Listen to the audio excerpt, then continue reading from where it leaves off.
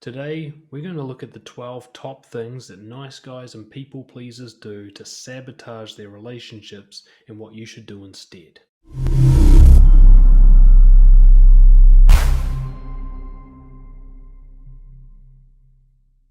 Number 1, covert contracts.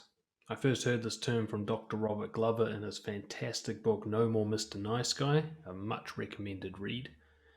A covert contract is essentially where you expect something of someone, especially some sort of rule that they should be following, and yet you never directly tell them about this.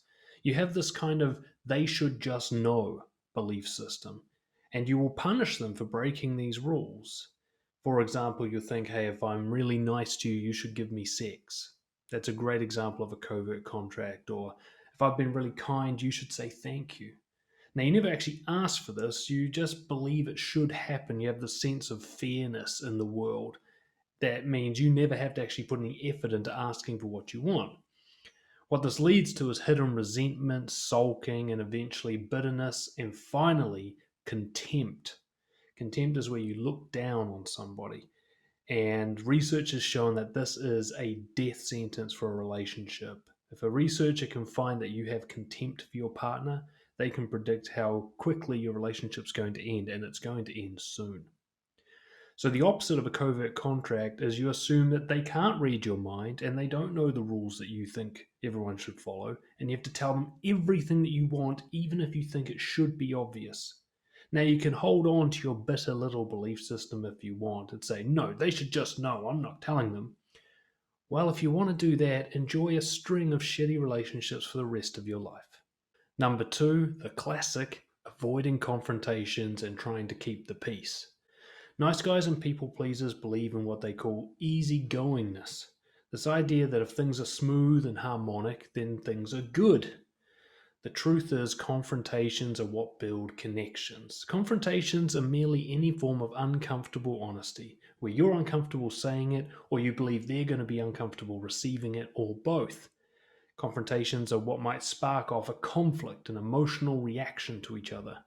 Nice guys and people pleasers avoid these at all costs, or on occasion they do it, but they're very bad at doing it. They explode and they're accusatory and blaming and mean and nasty. And a lot of people, of course, do both. They hold everything in and then puke, as it's known. Without confrontations, you cannot have healthy, deep connections. It's as simple as that. So if you want shallow, superficial, and eventually dead connections for the rest of your life, keep avoiding confrontation. Go for it. Number 3, what's known as caretaking. It's essentially anything to try and manage the other person's emotions for them, to take responsibility for how they feel, in particular, trying to keep them happy. This is done in numerous ways. One is trying to solve all their problems for them. The other is suppressing your own emotions so that you don't do anything that might set them off emotionally. And then, of course, there's kind of entertaining and performing, making them laugh, making them happy, trying to make them feel good all the time. All designed to keep them in a very thin band of pleasurable emotions and not allowing them to fluctuate into the whole range of other natural human emotions. You're taking care of them. This eventually leads to them becoming somewhat disabled. They become to rely on you to manage their emotions for them. Now, you actually resent them for this, and yet you're the one who set the system up. Or at very least, you found someone who likes this kind of thing. So you kind of dug your own grave there.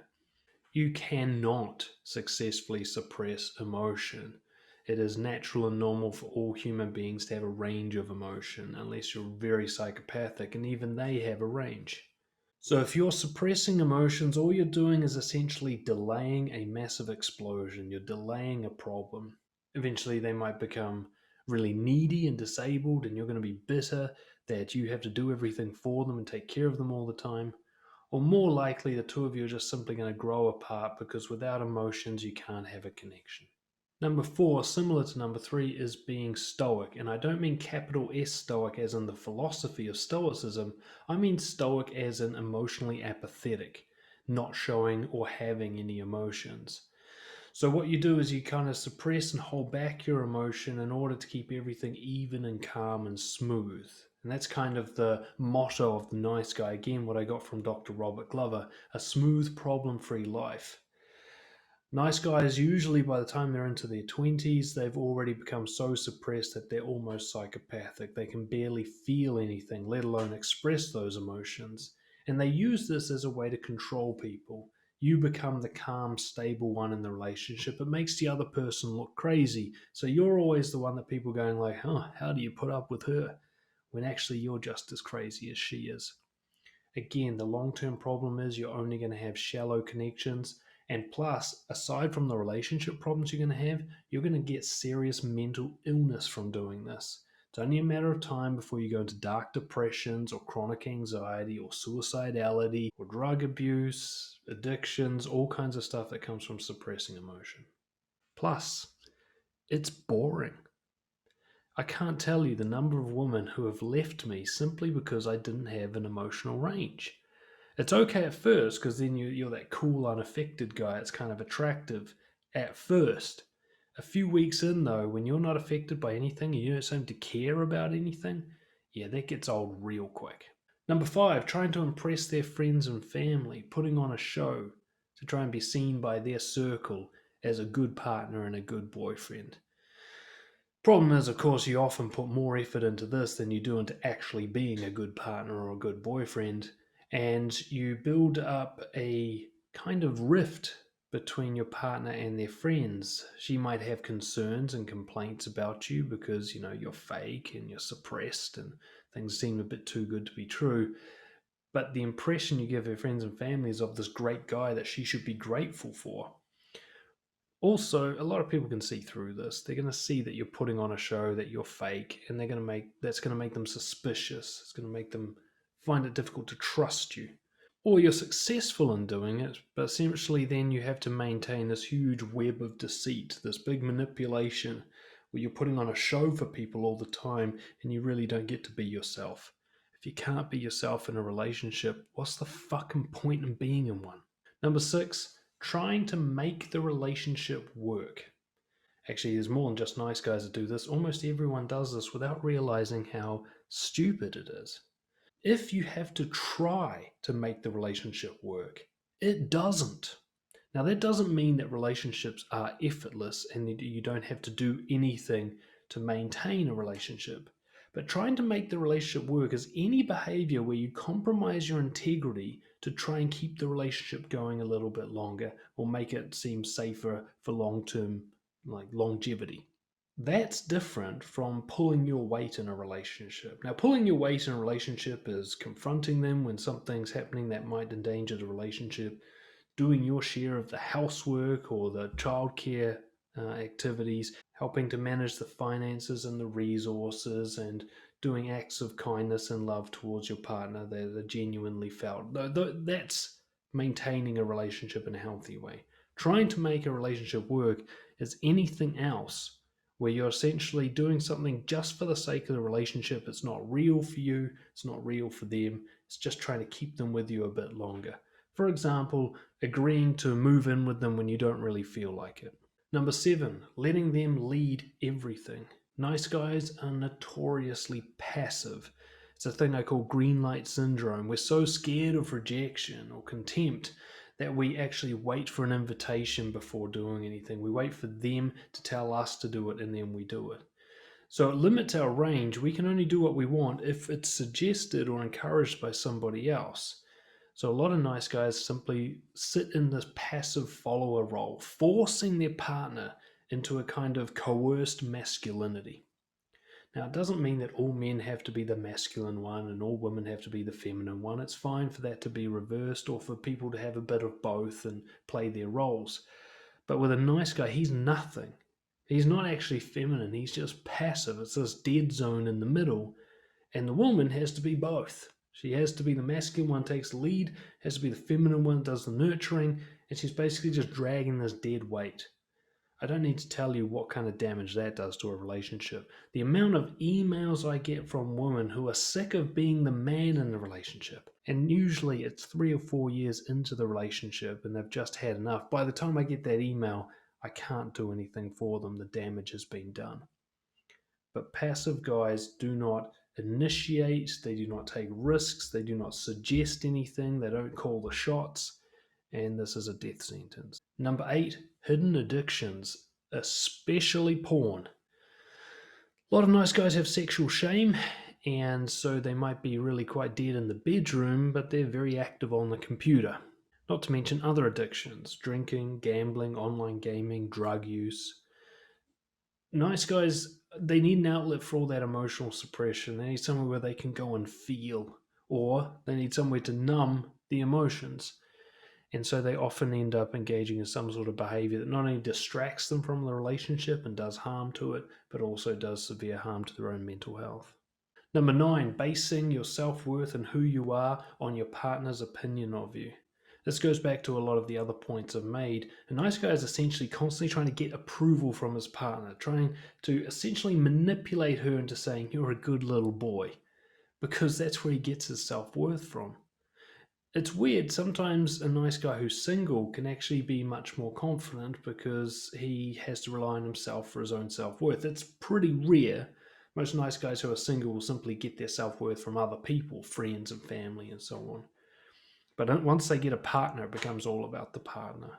You're just constantly trying to score as many points with the partner as possible and get as much compliments and recognition and rewards as possible. This puts your partner in a position of having to maintain your confidence, to be responsible for how good you feel about yourself. And only very sick people enjoy being in that role. Number 10, taking pride in being the strong one in the relationship.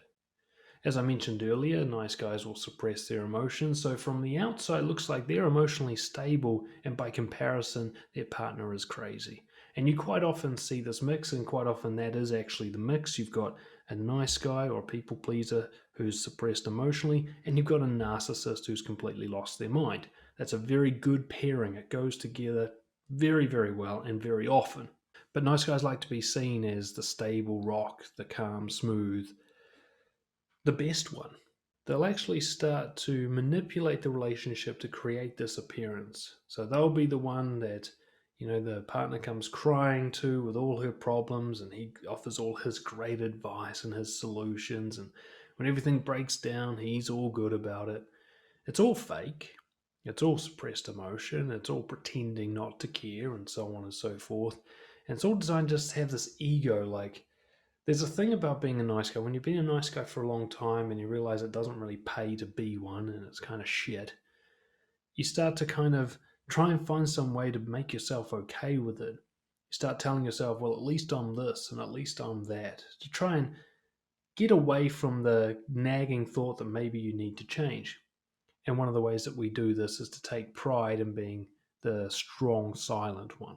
Number 11, a pattern of choosing bad partners, either, or most commonly, fixer-uppers, so crazy people, essentially, who have severe psychological issues that are going to give you endless things to fix so that you can be that one that's needed in the relationship, or occasionally to find other people pleasers where there's never going to be any conflicts. Everything's always going to be easygoing and agreeable and absolutely dead sexually.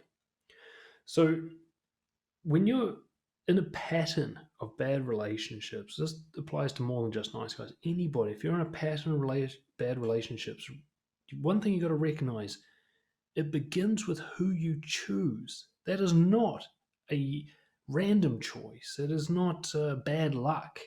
If you have a string of bad relationships, you chose a string of bad people on purpose. You just maybe didn't know that that's what you were doing.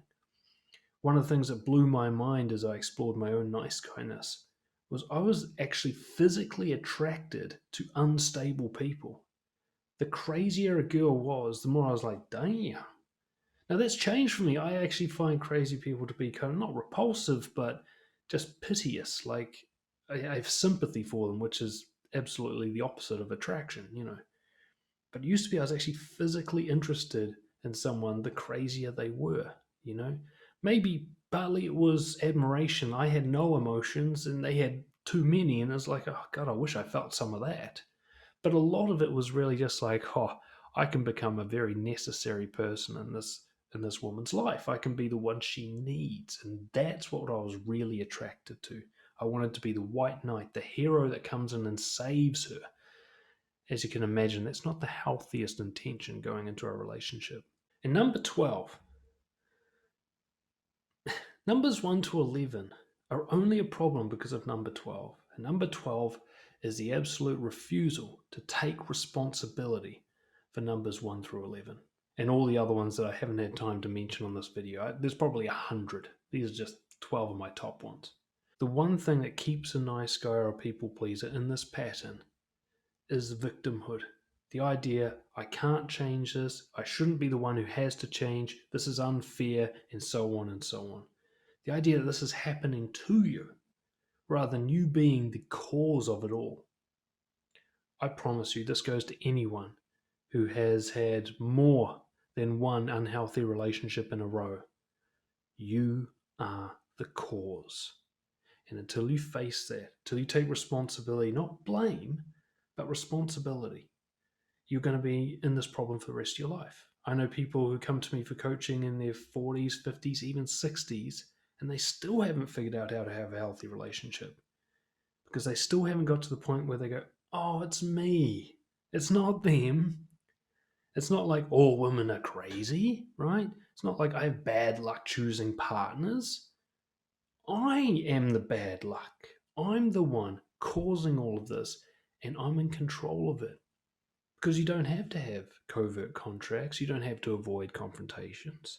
You don't have to suppress your emotions and anything else on this list. You don't have to do any of it. You're compelled to do it. It's autopilot and comes naturally to you, but that doesn't mean it can't be changed. And in fact, in changing it, you're not becoming less of yourself, but more of yourself. See, this stuff is all based on you being fake. So what's the number one solution? If you want to go to number 12, take responsibility, what do you do next? It's really fucking simple. Start being more honest. Particularly confrontations. Be honest about what you like and what you don't like. Be honest about what behaviors you prefer and what behaviors are a deal breaker for you. Be honest about your feelings toward her, toward her family and friends, toward the things that you guys do together. Just start to be more honest. In particular, any honesty that you feel uncomfortable bringing up, that should be the first thing you say. Now, if you're currently in a long-term relationship, this is almost certainly going to rock that relationship and possibly end it. But if you being truthful ends a relationship, it's not a good relationship. You need to get out. There is no smooth, easy way out of this. It's the thing you've got to understand and accept. There is no smooth, problem-free life. There is no familiar, comfortable way to get into healthy relationships. You need to break out of the pattern that you have been the cause of. Can be done. I've done it. Hundreds of my clients have done it. But you got to do the work. Months of work. Hard stuff. Confrontations. Discomfort. Emotional breakdowns. You got to go through all of that. And then on the other side of that transition, healthy relationships for the rest of your life. It's up to you to decide if it's worth it. Thank you so much for watching. If you do think it's worth it, get in touch, dan@brojo.org. Subscribe to the channel. I'll catch you all next time.